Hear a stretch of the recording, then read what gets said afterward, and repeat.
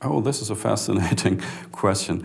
I would try to answer the question in the following manner. I'd say that the language of religion has something like a medium place or place in the middle between art on the one hand and, let's say, philosophy and science on the other hand.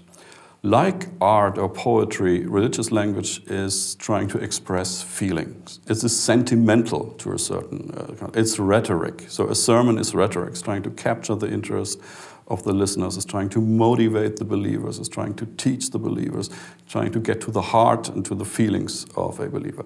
So religious language shares a lot, has a lot in common with artistic language, with aesthetic expressions, with art and poetry. But on the other hand, religious language has a lot in common with the language we use in science and philosophy. That is, religious language makes truth claims. There are certain things which are hold to be true. We talk about, we make claims about the existence of certain entities like God.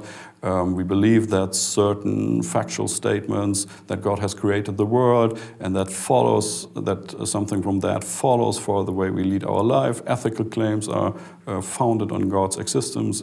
So there is something like a dimension of validity claim, of truth claims, which goes along with religious language.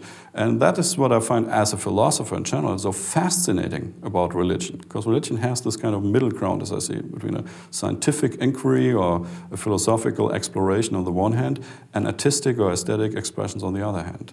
And it's a very, very hard demand for philosophers to come up with a comprehensive notion of validity, of rationality, which pays fair credit to art on the one hand and to scientific inquiry on the other hand. You need both in order to understand the middle position of religious language, I think.